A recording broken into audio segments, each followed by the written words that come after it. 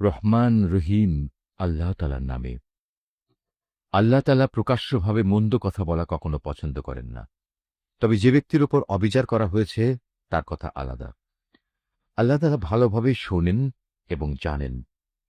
ভালো কাজ তোমরা প্রকাশ্যে করো কিংবা তা গোপনে করো, অথবা কোনো মন্দ কাজের জন্য যদি তোমরা ক্ষমা করে দাও, তাহলে তোমরাও দেখতে পাবে আল্লাহ তাআলা অতি ক্ষমাশীল ও প্রবল শক্তিমান। যারা আল্লাহ তাআলা ও তার রসূলদের অবিশ্বাস করে এবং আল্লাহ তাআলা ও রসূলদের মাঝে এই বলে একটা পার্থক্য করতে চায় যে আমরা রসূলদের কয়েকজনকে স্বীকার করি, আবার কয়েকজনকে অস্বীকার করি, এর দ্বারা আসলে এরা নিজেদের জন্য একটা মাঝামাঝি রাস্তা বের করে নিতে চায়। এরাই হচ্ছে সত্যিকারের কাফের। আর আমি এ কাফেরদের জন্যেই নির্দিষ্ট করে রেখেছি এক চরম লাঞ্ছনাদায়ক শাস্তি। অপরদিকে যারা আল্লাহ তাআলা ও তার রসূলের উপর ঈমান আনে এবং তার পাঠানো নবী রসূলদের একজনের সাথে আরেকজনের কোন রকম পার্থক্য করে না, এরাই হচ্ছে সেসব লোক যাদের তিনি অচিরেই অনেক পুরস্কার দান করবেন। প্রকৃতপক্ষে আল্লাহ তাআলা অত্যন্ত ক্ষমাশীল ও মহাদয়ালু। আহলে কেতাবের লোকেরা তোমার কাছে চায় তুমি যেন আসমান থেকে তাদের জন্য কোনো কেতাব নাজিল করো। এরা তো মূসার কাছে এর চাইতেও বড় রকমের দাবি পেশ করেছিল। তখন তারা বলেছিল, হে মূসা, তুমি স্বয়ং আল্লাহ তাআলাকেই আমাদের প্রকাশ্যভাবে দেখিয়ে দাও। অতঃপর তাদের এই বাড়াবাড়ির জন্য তাদের ওপর প্রচণ্ড বজ্রপাত এসে নিপতিত হয়েছে এবং এ সম্পর্কিত সুস্পষ্ট প্রমাণসমূহ তাদের কাছে আসার পরেও তারা গোবাছুরকে উপাস্য হিসেবে গ্রহণ করেছে। অতঃপর আমি তাদের এ অপরাধ ক্ষমা করে দিলাম এবং আমি মূসাকে স্পষ্ট প্রমাণসহ কেতাব দান করলাম। এদের ওপর তুর পাহাড়কে উঠিয়ে উঁচু করে ধরে আমি এদের কাছ থেকে আনুগত্যের প্রতিশ্রুতি আদায় করেছিলাম। আমি তাদের বলেছিলাম, নগরের দ্বার প্রান্ত দিয়ে ভেতরে প্রবেশ করার সময় তোমরা একান্ত অনুগত হয়ে ঢুকবে। আমি তাদের আরও বলেছিলাম, তোমরা শনিবারে মাছ ধরে আমার বিধানের সীমা লঙ্ঘন করো না। এ ব্যাপারে আমি তাদের কাছ থেকে শক্ত প্রতিশ্রুতি আদায় করে নিয়েছিলাম। অতঃপর তাদের পক্ষ থেকে এই প্রতিশ্রুতি ভঙ্গ করা, আল্লাহর আয়াতসমূহকে তাদের অস্বীকার করা এবং অন্যায়ভাবে আল্লাহ তাআলার নবীদের তাদের হত্যা করা, তদুপরি তাদের একথা বলা আমাদের হৃদয়ে বাতিল চিন্তাধারায় আচ্ছাদিত হয়ে আছে।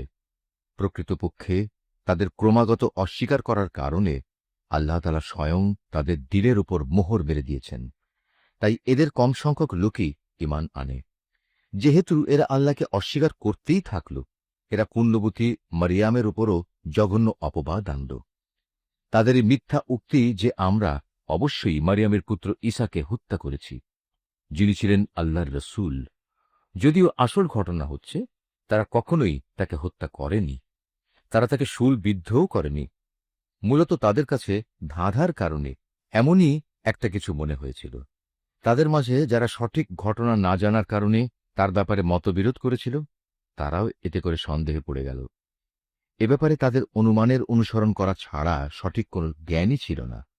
তবে এটুকু নিশ্চিত, তারা তাকে হত্যা করেনি, বরং আসল ঘটনা ছিল আল্লাহ তাআলা তাকে তার নিজের কাছে তুলে নিয়েছেন। আল্লাহ তাআলা মহাপরাক্রমশালী ও মহাপ্রজ্ঞাময়। এই আহলে কেতাবদের মাঝে এমন একজনও থাকবে না যে ব্যক্তি তার মৃত্যুর আগে তার তিরোধান সম্পর্কে আল্লাহ তাআলার এই কথার ওপর ঈমান আনবে না। কিয়ামতের দিনে সে নিজেই এদের ওপর সাক্ষী হবে। ইহুদিদের বাড়াবাড়ি ও সীমা লঙ্ঘনমূলক আচরণের জন্য এমন অনেক পবিত্র জিনিসও আমি তাদের জন্য হারাম করে দিয়েছিলাম, যেটা তাদের জন্য আগে হালাল ছিল। এটা এই কারণে যে এরা বহু মানুষকে আল্লাহ তাআলার পথ থেকে বিরত রেখেছে। যেহেতু এরা লেনদেনে সুদ গ্রহণ করে, অথচ এদের তা থেকে সুস্পষ্টভাবে নিষেধ করা হয়েছিল, এবং এরা অন্যের মাল সম্পদ ধোঁকা প্রতারণার মাধ্যমে গ্রাস করে। তাদের মধ্যে এসব অপরাধে লিপ্ত কাফেরদের জন্য আমি তাই কঠিন আযাব নির্দিষ্ট করে রেখেছি। কিন্তু তাদের মধ্যে যাদের আবার জ্ঞানের গভীরতা রয়েছে, তারা এবং এমন সব ঈমানদার যারা তোমার উপর যা কিছু নাজিল হয়েছে তার উপর বিশ্বাস করে, সাথে সাথে তোমার পূর্ববর্তী নবী ও রসূলদের ওপর যা নাজিল হয়েছে তার ওপরও বিশ্বাস করে, নামাজ প্রতিষ্ঠা করে, যাকাত আদায় করে, সর্বোপরি আল্লাহ তাআলা ও শেষ দিনের উপর ঈমান আনে, মূলত এরাই হচ্ছে সেসব সৌভাগ্যবান মানুষ যাদের অচিরেই আমি মহাপুরস্কার দেব। হে নবী, আমি তোমার কাছে আমার ওহী পাঠিয়েছি। যেমনি করে আমি ওহী পাঠিয়েছিলাম নূহ ও তার পরবর্তী নবীদের প্রতি, আমি আরও ওহী পাঠিয়েছিলাম ইব্রাহিম, ইসমাইল, ইসহাক, ইয়াকুব ও তার বংশধরদের কাছে। ওহী পাঠিয়েছি ঈসা, আইয়ুব, ইউনুস, হারুন ও সুলাইমানের কাছেও। অতঃপর আমি দাউদের ওপর জাবুর গ্রন্থ অবতীর্ণ করেছি। রসুলদের মাঝে এমনও অনেকে আছে যাদের কথা ইতিপূর্বে আমি তোমার কাছে বলেছি, কিন্তু এদের মাঝে বহু রসুল এমনও আছে যাদের নাম ঠিকানা কিছুই আমি তোমাকে বলিনি। মুসার সাথে তো আল্লাহ তাআলা কথাও বলেছেন। রসুলরা জান্নাতের সুসংবাদবাহী ও জাহান্নামের ভয় প্রদর্শনকারী। তাদের এজন্যই পাঠানো হয়েছিল যাতে করে রসুলদের আগমনের পর আল্লাহ তাআলার উপর মানবজাতির কোনো অজুহাত খাড়া করার সুযোগ না থাকে। সত্যি আল্লাহ তাআলা মহাপরাক্রমশালী ও প্রজ্ঞাময়। কিন্তু মানুষ যত অজুহাতই পেশ করুক না কেন, আল্লাহ তোমার উপর যা কিছু নাজিল করেছেন তা তাঁর প্রত্যক্ষ জ্ঞানের মাধ্যমেই করেছেন। ফেরেশতারাও তো একথার সাক্ষ্য দেবে, যদিও ওহী সাক্ষ্য প্রদানের জন্য আল্লাহ তাআলা একাই যথেষ্ট। নিশ্চয়ই যারা এই ওহী অস্বীকার করে এবং অন্য মানুষদেরও আল্লাহ তাআলার পথ থেকে সরিয়ে রাখে, তারা আসলে গুমরাহী ও পথভ্রষ্টতায় অনেক দূর এগিয়ে গেছে। নিশ্চয়ই যারা কুফরি করল এবং চরমভাবে সীমা লঙ্ঘন করল, তাদের ব্যাপারে এটা কখনো হবে না যে আল্লাহ তাআলা তাদের ক্ষমা করে দেবেন, না তিনি তাদের সঠিক রাস্তা দেখাবেন। হ্যাঁ, একটি মাত্র রাস্তাই তাদের জন্য উন্মুক্ত থাকবে, এবং তা হচ্ছে জাহান্নামের রাস্তা, যেখানে তারা অনন্তকাল ধরে পড়ে থাকবে।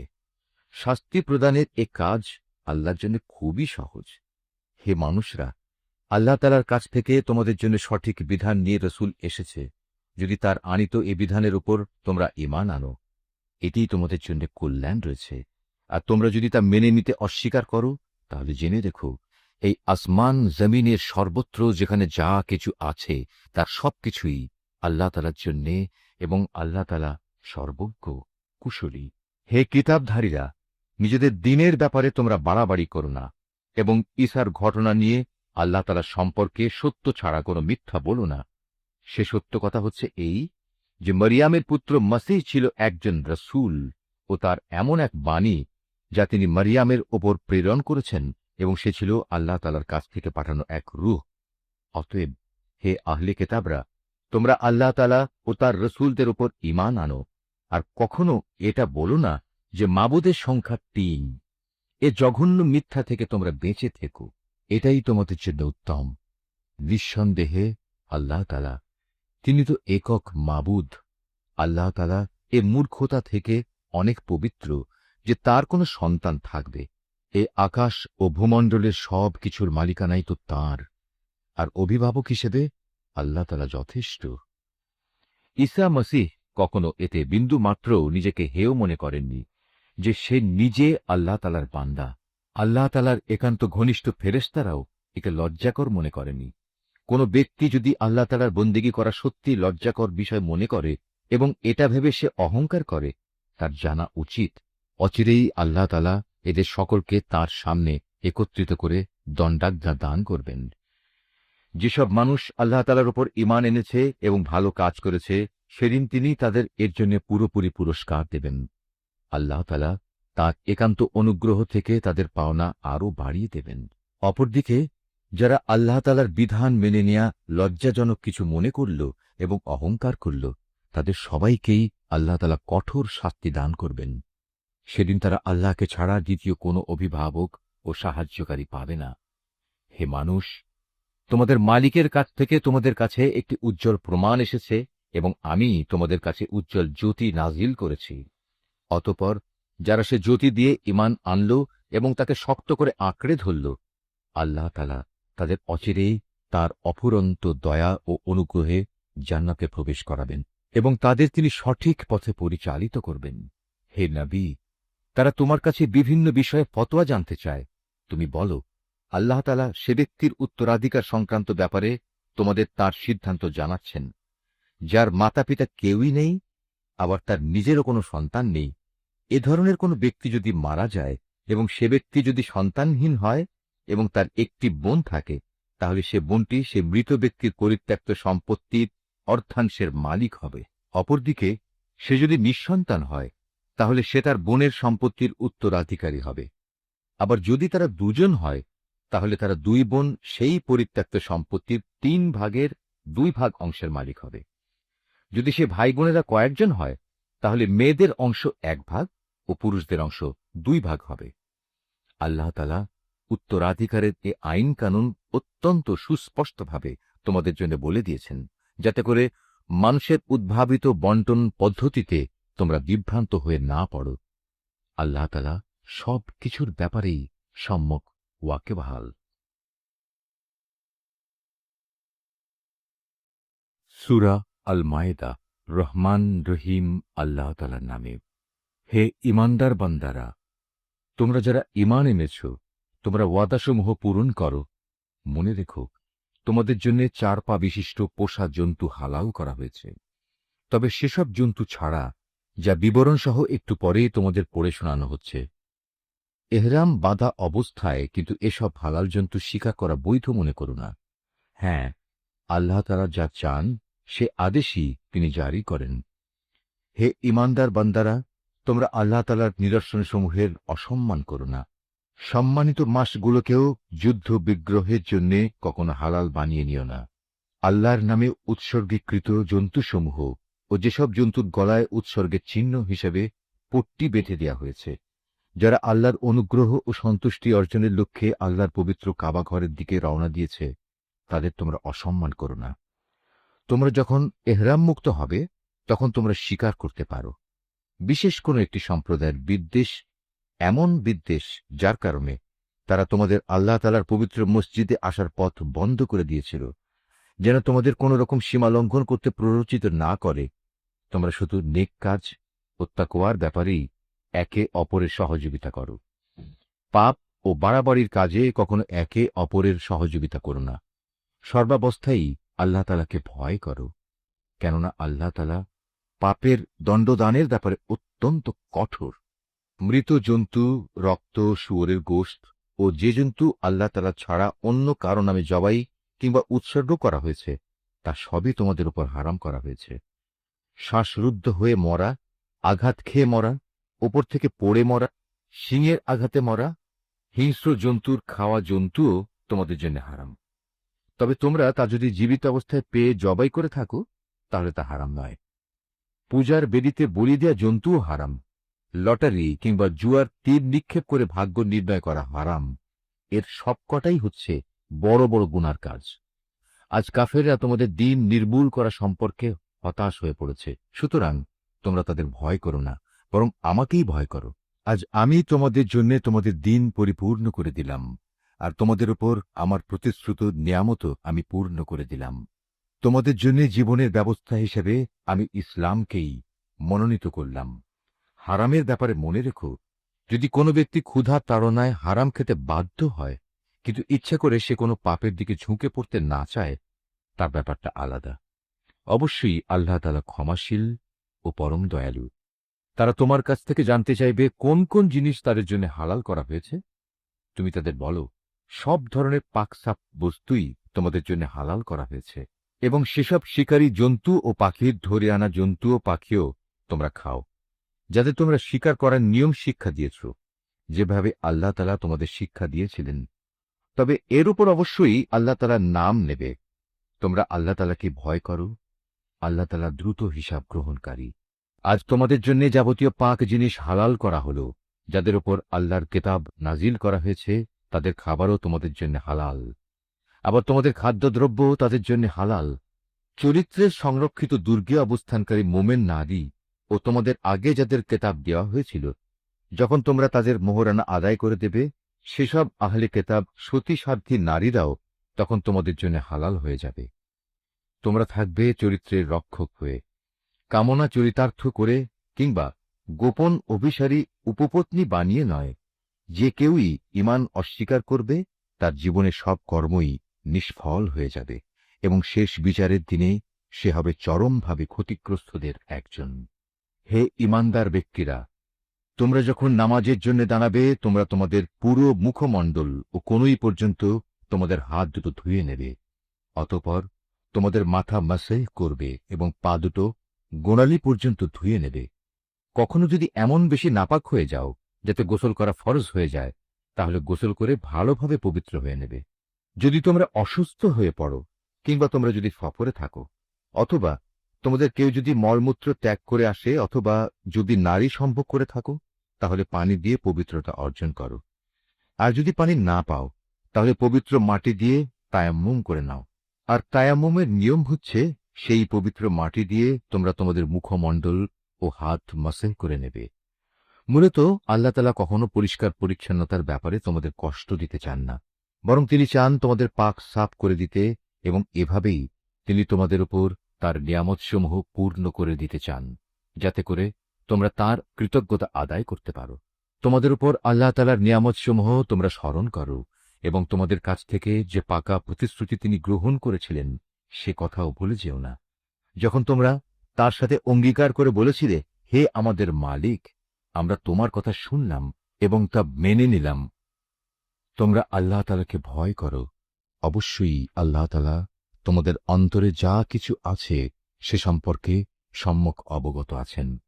হে ঈমানদার লোকেরা, তোমরা আল্লাহর জন্য সত্য ও ন্যায়ের উপর সাক্ষী হয়ে অবিচলভাবে দাঁড়িয়ে থেকো। মনে রাখবে, বিশেষ কোন সম্প্রদায়ের দুশমনী যেন তোমাদের এমনভাবে প্ররোচিত না করে, এর ফলে তোমরা ন্যায় ও ইনসাফের পথ থেকে সরে আসবে। তোমরা ইনসাফ করো, কারণ এ কাজটি আল্লাহ তাআলাকে ভয় করে চলার অধিক নিকটতর। তোমরা আল্লাহ তাআলাকে ভয় করো।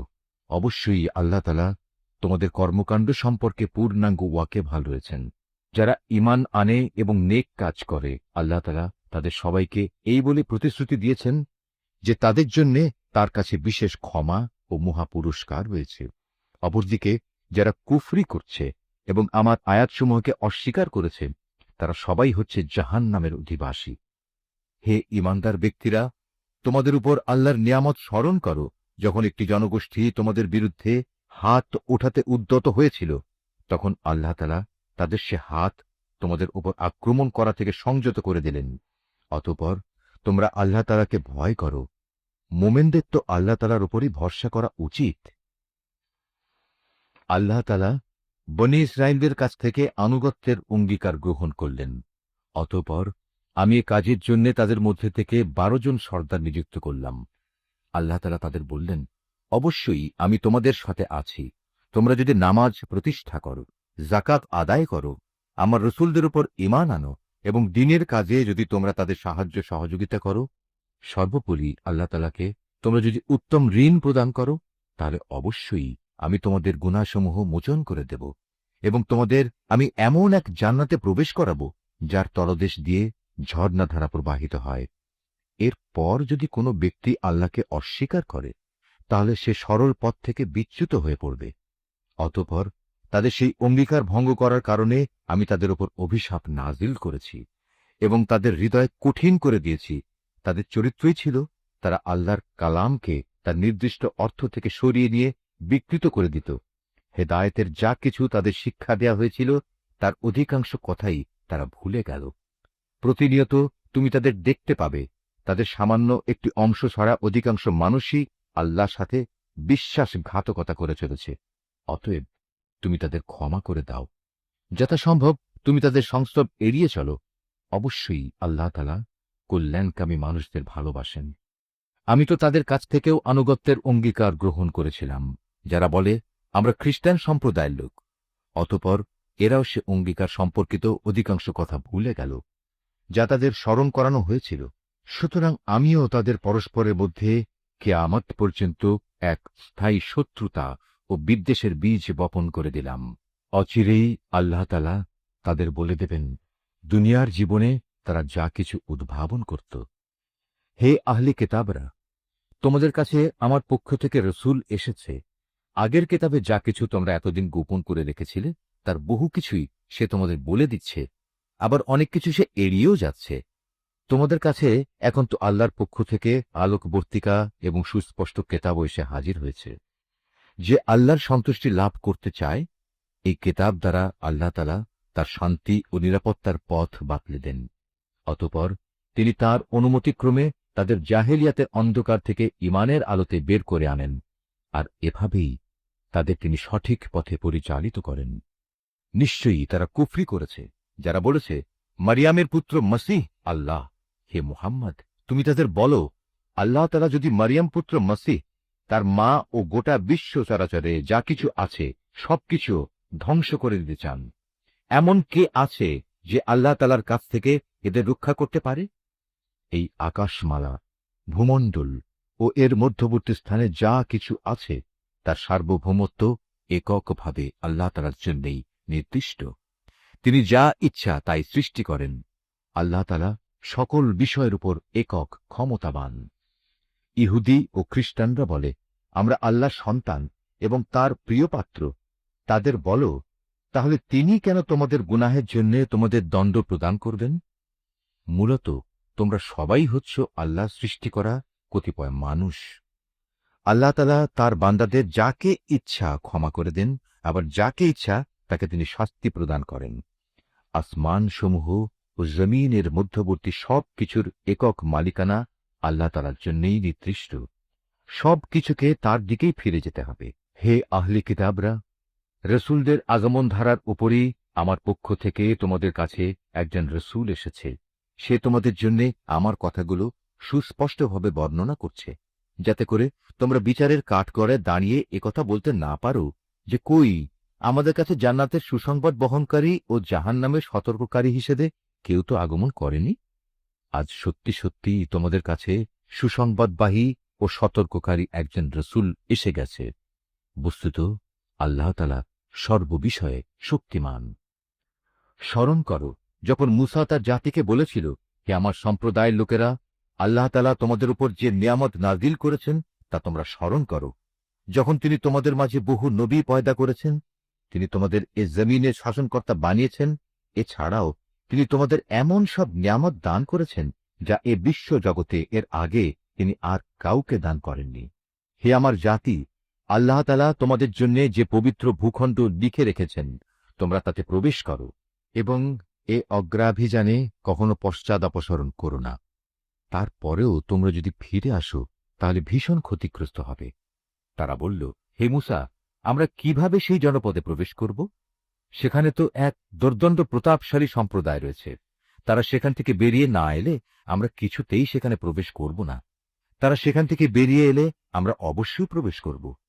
যারা আল্লাহ তাআলাকে ভয় করছিল তাদের এমন দুজন লোক, যাদের ওপর আল্লাহ তাআলা অনুগ্রহ করেছিলেন, এগিয়ে এসে বলল, তোমরা সদর দরজা দিয়েই তাদের জনপদে প্রবেশ করো, আর একবার সেখানে প্রবেশ করলেই তোমরা বিজয়ী হবে। তোমরা যদি সত্যিকার অর্থে মোমেন হও তাহলে আল্লাহর উপরই ভরসা করো। তারা আরো বলল, হে মূসা, সেই শক্তিশালী লোকেরা যতক্ষণ পর্যন্ত সেখানে থাকবে ততক্ষণ আমরা কোনো অবস্থায় সেখানে প্রবেশ করব না। তুমি বরং যাও, তুমিও তোমার মালিক উভয় মিলে যুদ্ধ করো, আমরা এখানে বসে রইলাম। তাদের কথা শুনে মূসা বলল, হে আমার মালিক, তুমি তো জানো আমার নিজের এবং আমার ভাই ছাড়া আর কারো ওপর আমার আধিপত্য চলে না। অতএব আমাদের মাঝে ও এই নাফরমান লোকদের মাঝে তুমি মীমাংসা করে দাও। আল্লাহ তাআলা বললেন, হ্যাঁ, তাই হবে। আগামী 40 বছর পর্যন্ত সে জনপদ তাদের জন্য নিষিদ্ধ করে দেয়া হল। এ সময়ে তারা উদ্ভ্রান্ত হয়ে পৃথিবীতে এদিক সেদিক ঘুরে বেড়াবে। সুতরাং তুমি এই নাফরমান লোকদের উপর কখনো দুঃখ করো না। হে মুহাম্মদ, তুমি এদের কাছে আদমের 2 পুত্রের গল্পটি যথাযথভাবে শুনিয়ে দাও। গল্পটি ছিল, যখন তারা দুজনই আল্লাহর নামে কোরবানি পেশ করল, তখন তাদের মধ্যে একজনের কাছ থেকে কোরবানি কবুল করা হল, আরেকজনের কাছ থেকে তা কবুল করা হল না। যার কোরবানি কবুল করা হয়নি সে বলল, আমি অবশ্যই তোমাকে হত্যা করব। যার কোরবানি কবুল করা হল সে বলল, আল্লাহ তাআলা তো শুধু পরেজগার লোকদের কাছ থেকে কোরবানি কবুল করেন। হিংসার বশবর্তী হয়ে তুমি যদি আজ আমাকে হত্যা করার জন্য আমার দিকে তোমার হাত বাড়াও, তাহলে আমি কিন্তু তোমাকে হত্যা করার জন্য তোমার প্রতি আমার হাত বাড়িয়ে দেব না। কেননা আমি সৃষ্টিকুলের মালিককে ভয় করি।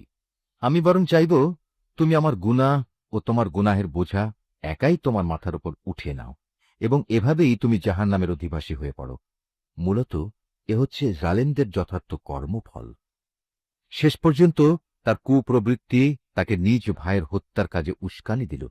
অতঃপর সে তাকে খুন করেই ফেলল এবং এ কাজের ফলে সে ক্ষতিগ্রস্তদের অন্তর্ভুক্ত হয়ে গেল। অতঃপর আল্লাহ তাআলা সেখানে একটি কাক পাঠালেন। কাকটি হত্যাকারীর সামনে এসে মাটি খুঁড়তে লাগল। উদ্দেশ্য তাকে দেখানো কিভাবে সে তার ভাইয়ের লাশ লুকিয়ে রাখবে। এটা দেখে সে নিজে নিজে বলতে লাগল, হায়, আমি তো এই কাকটির চাইতেও অক্ষম হয়ে পড়েছি। আমি তো আমার ভাইয়ের লাশটাও গোপন করতে পারলাম না। অতঃপর সে সত্যি সত্যি নিজের কৃতকর্মের জন্য অনুতপ্ত হল। পরবর্তীকালে এ ঘটনার কারণেই আমি বনী ইসরায়েলদের জন্য এই বিধান জারি করলাম যে কোনো মানুষকে হত্যা করার কিংবা পৃথিবীতে ধ্বংসাত্মক কাজ করার শাস্তি বিধান ছাড়া অন্য কোনো কারণে কেউ যদি কাউকে হত্যা করে, সে যেন গোটা মানব জাতিকেই হত্যা করল। আবার এমনিভাবে যদি কেউ একজনের প্রাণ রক্ষা করে, তবে সে যেন গোটা মানব জাতিকেই বাঁচিয়ে দিল। এদের কাছে আমার রসুলরা সুস্পষ্ট নিদর্শন নিয়ে এসেছিল, তারপরেও এদের অধিকাংশ লোক এ জমিনের বুকে সীমা লঙ্ঘনকারী হিসেবেই থেকে গেল। যারা আল্লাহ তাআলা ও তার রসুলের বিরুদ্ধে যুদ্ধ করে এবং আল্লাহর জমিনে বিপর্যয় সৃষ্টি করে, তাদের জন্য নির্দিষ্ট শাস্তি হচ্ছে এই যে তাদের হত্যা করা হবে কিংবা তাদের শূলবিদ্ধ করা হবে, অথবা বিপরীত দিক থেকে তাদের হাত পা কেটে ফেলা হবে কিংবা দেশ থেকে তাদের নির্বাসিত করতে হবে। এই অপমানজনক শাস্তি তাদের দুনিয়ার জীবনের জন্য। তাছাড়া পরকালে তাদের জন্য ভয়াবহ আযাব তো রয়েছেই। তবে এটা তাদের জন্য নয় যাদের উপর তোমাদের আধিপত্য স্থাপিত হবার আগেই তারা তওবা করেছে। তোমরা জেনে রেখো, আল্লাহ তাআলা একান্ত ক্ষমাশীল ও পরম করুণাময়। হে মানুষ, তোমরা যারা ঈমান এনেছ, আল্লাহ তাআলাকে ভয় করো এবং তার দিকে ধাবিত হওয়ার জন্য উপায় খুঁজতে থাকো। তার বিশেষ একটা উপায় হচ্ছে তোমরা আল্লাহর পথে জিহাদ করো। সম্ভবত তোমরা সফলকাম হতে পারবে।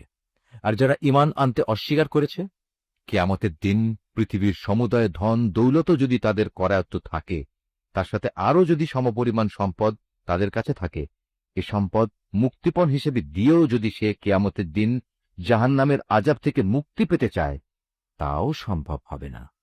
তার কাছ থেকে এর কিছুই সেদিন গ্রহণ করা হবে না। তাদের জন্য সেদিন কঠোর আযাব নির্ধারিত থাকবে। তারা সেদিন দোজখের আযাব থেকে বেরিয়ে আসতে চাইবে, কিন্তু কোনো অবস্থায় তারা সেখান থেকে বেরিয়ে আসতে পারবে না। তাদের জন্য স্থায়ী আযাব নির্দিষ্ট হয়ে আছে। পুরুষ ও নারী এদের যে কেউই চুরি করবে, তাদের হাত দুটো কেটে ফেলে। এটা তাদেরই কর্মফল এবং আল্লাহর পক্ষ থেকে নির্ধারিত দণ্ড।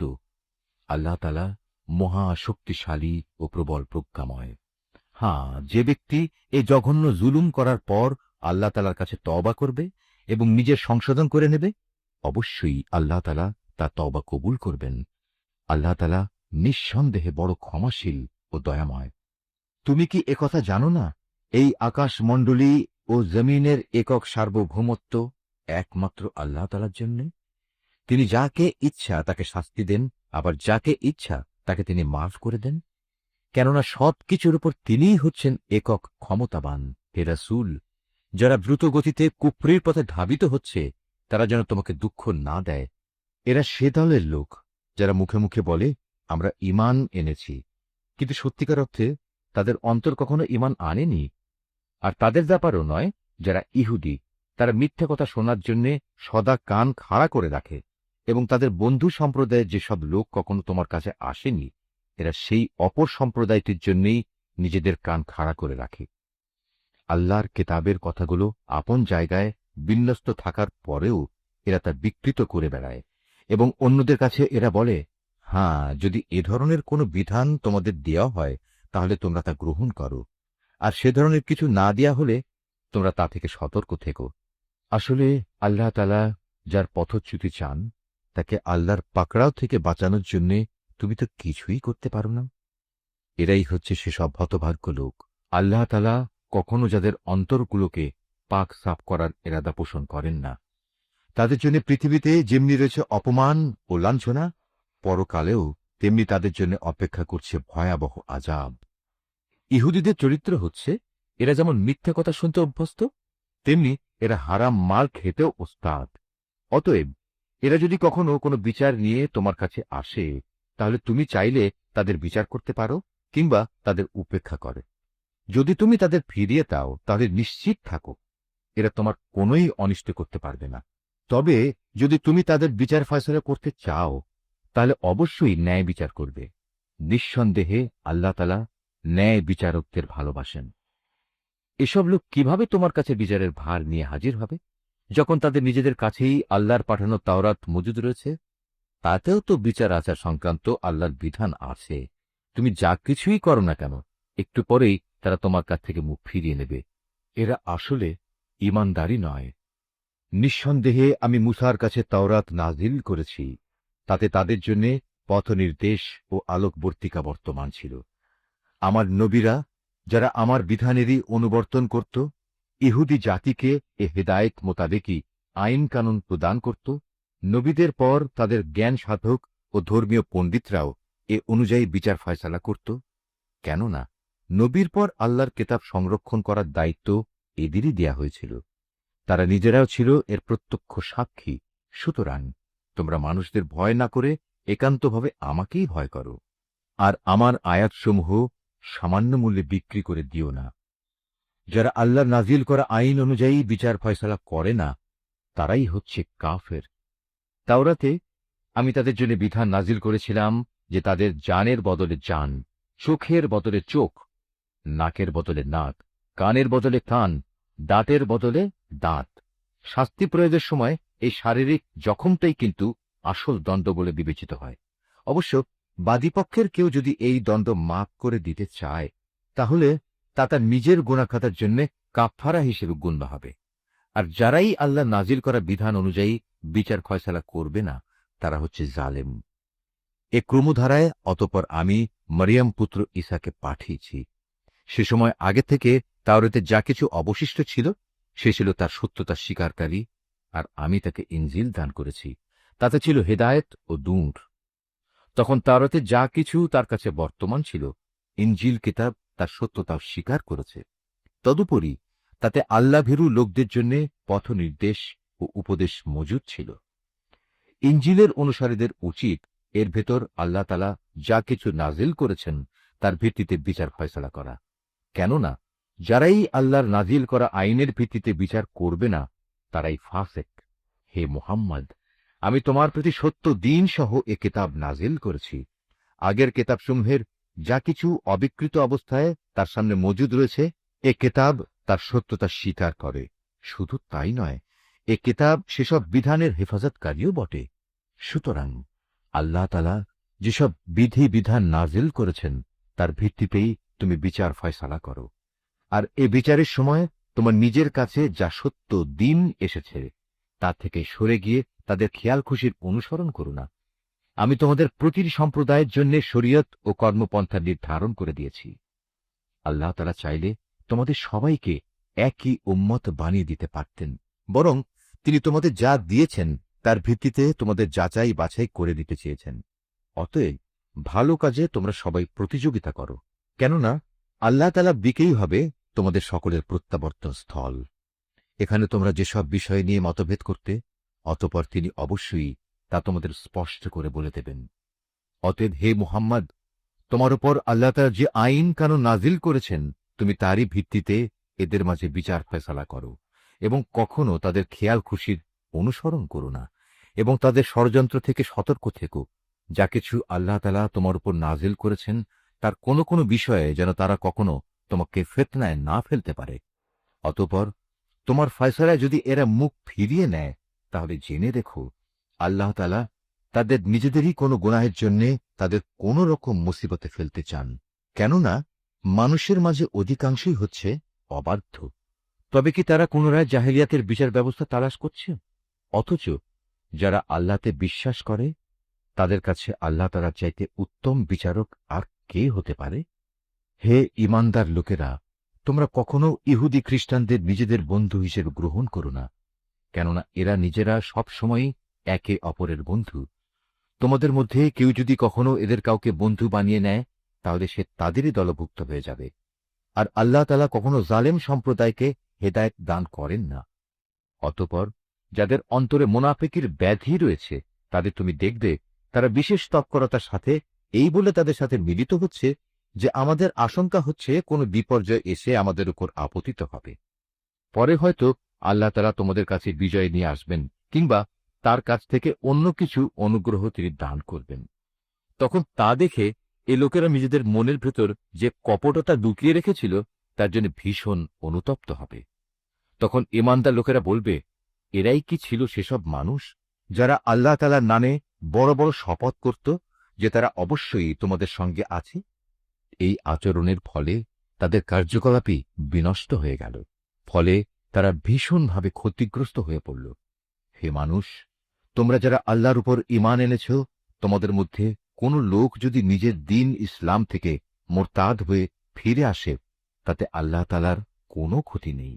তবে আল্লাহ তাআলা অচিরেই এমন এক সম্প্রদায়ের উত্থান ঘটাবেন যাদের তিনি ভালোবাসবেন, তারাও তাকে ভালোবাসবে। তারা হবে মোমেনদের প্রতি কোমল ও কাফেরদের প্রতি কঠোর। তারা আল্লাহর পথে সংগ্রাম করবে, কোন নিন্দুকের নিন্দার পরোয়া তারা করবে না। মূলত এ হচ্ছে আল্লাহর একটি অনুগ্রহ, যাকে চান তাকে তিনি তা দান করেন। আল্লাহ তাআলা প্রাচুর্যময় ও প্রজ্ঞার আধার। তোমাদের একমাত্র পৃষ্ঠপোষক হচ্ছেন আল্লাহ তাআলা, তার রসূল এবং সেসব ঈমানদার লোকেরা যারা নামাজ প্রতিষ্ঠা করে, যাকাত আদায় করে, সর্বোপরি আল্লাহ তাআলার সামনে যারা সদা অবনমিত থাকে। আর যে ব্যক্তি আল্লাহ তাআলা, তার রসূল ও ঈমানদারদের নিজের বন্ধুরূপে গ্রহণ করবে, তারা যেন জেনে রাখে কেবলমাত্র আল্লাহ তাআলার দলটিই বিজয়ী হবে। হে ঈমানদার লোকেরা, তোমাদের আগে যাদের আল্লাহ তাআলার কিতাব দেওয়া হয়েছিল, তাদের মধ্যে যারা তোমাদের দিনকে বিদ্রূপ ও খেল তামাশার বস্তুতে পরিণত করে রেখেছে, তাদের এবং কাফেরদের কখনো তোমরা নিজেদের বন্ধু বানিও না। যদি তোমরা সত্যিকার অর্থে মোমেন হয়ে থাকো, তাহলে একমাত্র আল্লাহ তাআলাকেই বন্ধু বানাও এবং তাকেই ভয় করো। যখন তোমরা মানুষদের নামাজের জন্য ডাকো, তখন এই ডাককে এরা হাসি তামাশা ও খেলার বস্তু বানিয়ে দেয়। এরা হচ্ছে এমন এক সম্প্রদায় যারা হক বাতিলের কিছুই বোঝে না। হে রাসূল, তুমি এদের বলো, তোমরা যে আমাদের কাছ থেকে প্রতিশোধ নিচ্ছ, তার কারণ এই যে আমরা আল্লাহর উপর ঈমান এনেছি এবং আমাদের উপর আগে ও বর্তমানে যা কিছু নাজিল করা হয়েছে তার উপর বিশ্বাস স্থাপন করেছি। আসলে তোমাদের অধিকাংশ মানুষই হচ্ছে গুনাহগার। হে রাসূল, তুমি বলো, আমি কি তোমাদের বলে দেব আল্লাহর কাছ থেকে সবচাইতে নিকৃষ্ট পুরস্কার কে পাবে? সে লোক হচ্ছে যার উপর আল্লাহ তাআলা অভিশাপ দিয়েছেন, যার উপর আল্লাহর ক্রোধ রয়েছে এবং যাদের কিছু লোককে তিনি বানর, কিছু লোককে শুয়োরে পরিণত করে দিয়েছেন, যারা মিথ্যা মাবুদের আনুগত্য স্বীকার করেছে। এরাই হচ্ছে সেসব লোক পরকালে যাদের অবস্থান হবে অত্যন্ত নিকৃষ্ট এবং দুনিয়াতেও এরা সরল পথ থেকে বহু দূরে বিচ্যুত হয়ে পড়েছে। তারা যখন তোমার সামনে আসে তখন বলে, আমরা ঈমান এনেছি। আসলে তারা তোমার কাছে কুফরি নিয়েও প্রবেশ করছিল এবং তা নিয়েই তোমার কাছ থেকে তারা বেরিয়ে গেছে। তারা মনের ভেতর যা কিছু লুকিয়ে রাখছিল, আল্লাহ সে ব্যাপারে পূর্ণ ওয়াকিবহাল রয়েছেন। তাদের অনেককেই তুমি দেখতে পাবে গুনাহ করা, আল্লাহর সাথে বিদ্রোহ ও হারাম মাল ভোগ করার কাজে এরা একে অপরের সাথে প্রতিযোগিতা করে চলেছে। এরা যা কিছু করে মূলত তা বড়ই নিকৃষ্ট কাজ। কত ভালো হতো এদের ধর্মীয় নেতা ও পণ্ডিত ব্যক্তিরা যদি এদের এসব পাপের কথা ও হারাম মাল ভোগ করা থেকে বিরত রাখত, কারণ এরা যা কিছু সংগ্রহ করছে তা বড়ই জঘন্য। ইহুদিরা বলে, আল্লাহর দানের হাত পা বাঁধা পড়ে গেছে। আসলে তাদের নিজেদের হাতই বাঁধা পড়ে গেছে। আর তারা যা কিছু বলেছে সে কারণে তাদের ওপর আল্লাহ তাআলার অভিশাপ নাজিল করা হয়েছে। আল্লাহর তো দুনিয়া আখিরাতের উভয় হাতই মুক্ত। যেভাবে তিনি চান সেভাবেই তিনি দান করেন। প্রকৃত ঘটনা হচ্ছে, তোমার মালিকের পক্ষ থেকে যা কিছু তোমার উপর নাজিল করা হয়েছে তা তাদের অনেকেরই সীমা লঙ্ঘন ও কুফরি বাড়িয়ে দিয়েছে। এই আচরণের ফলে আমি তাদের মাঝে কিয়ামত পর্যন্ত একটা শত্রুতা ও পরস্পর বিদ্বেষ সঞ্চার করে দিয়েছি। যখনই তারা যুদ্ধের আগুন জ্বালিয়ে দিতে চেয়েছে, আল্লাহ তাআলা তখনই তা নিভিয়ে দিয়েছেন। তারা বারবার এ জমিনে বিপর্যয় সৃষ্টির প্রয়াস পেয়েছে। আসলে আল্লাহ তাআলা বিপর্যয় সৃষ্টিকারীদের মোটেই ভালোবাসেন না। যদি আহলে কিতাবরা ঈমান আনত এবং আল্লাহকে ভয় করত, তবে অবশ্যই আমি তাদের গুনাহ খাতা মুছে দিতাম এবং তাদের আমি নিয়ামতে পরিপূর্ণ জান্নাতে প্রবেশ করাতাম।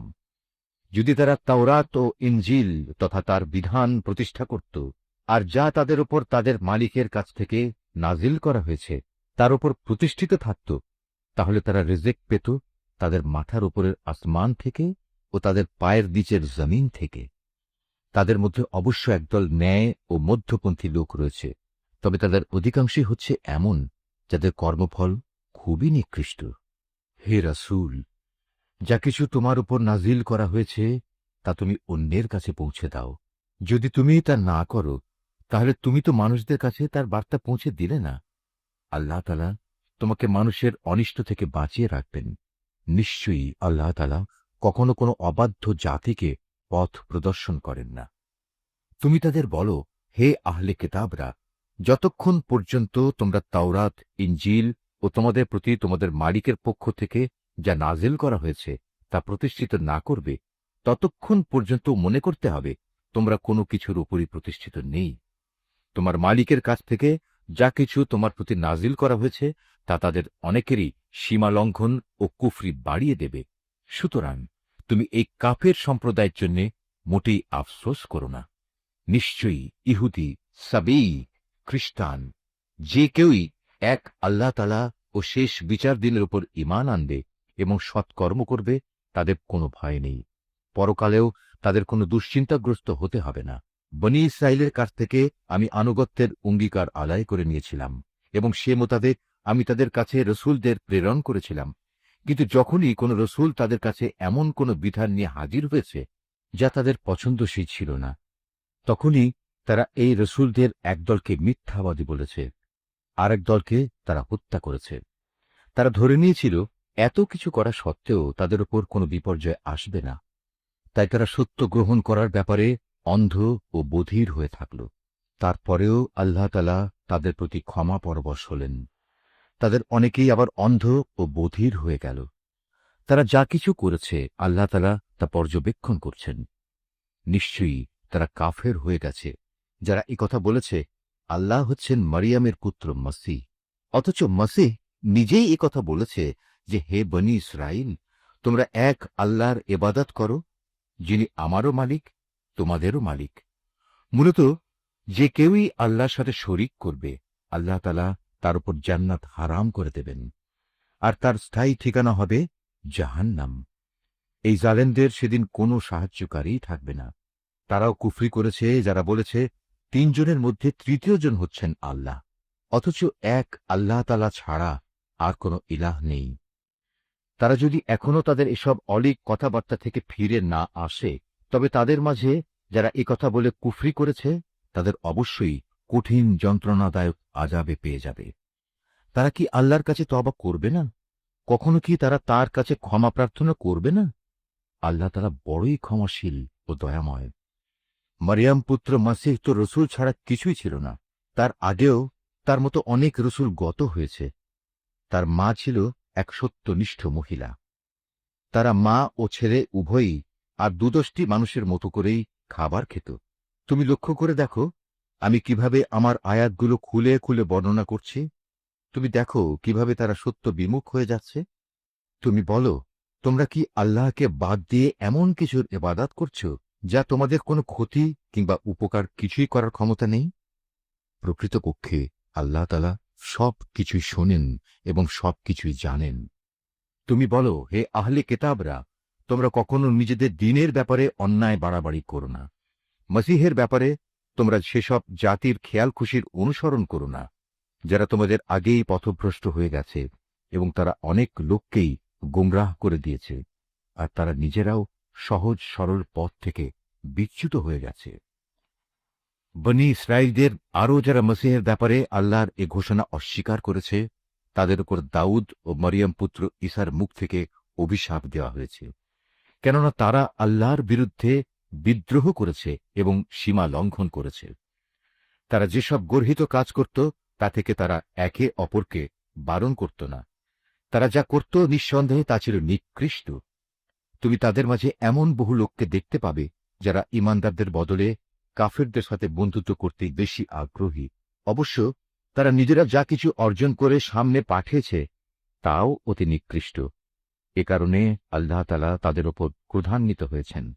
এ লোকেরা চিরকাল আযাবেই নিমজ্জিত থাকবে। তারা যদি সত্যিই আল্লাহ তাআলা, তার নবী ও তার প্রতি যা নাজিল করা হয়েছে তার প্রতি যথাযথ ঈমান আনত, তাহলে এরা কাফেরদের বন্ধু হিসেবে গ্রহণ করত না। কিন্তু তারা তো অধিকাংশই হচ্ছে গুনাহগার। অবশ্যই তোমরা ঈমানদারদের সাথে শত্রুতার ব্যাপারে ইহুদি ও মুশরিকদেরই বেশি কঠোর দেখতে পাবে। অপরদিকে মোমেনদের সাথে বন্ধুত্বের ব্যাপারে তোমরা সেসব লোককে কিছুটা নিকটতর পাবে যারা বলেছে আমরা খ্রিস্টান। এটা এই কারণে যে তখনও তাদের মধ্যে ধর্মীয় পণ্ডিত ব্যক্তি ও সংসার বিরাগী ফকির দরবেশরা মজুদ ছিল, আর এ ব্যক্তিরা সাধারণত অহংকার করে না। নিশ্চয়ই আল্লাহ যা বলেছেন সত্য বলেছেন।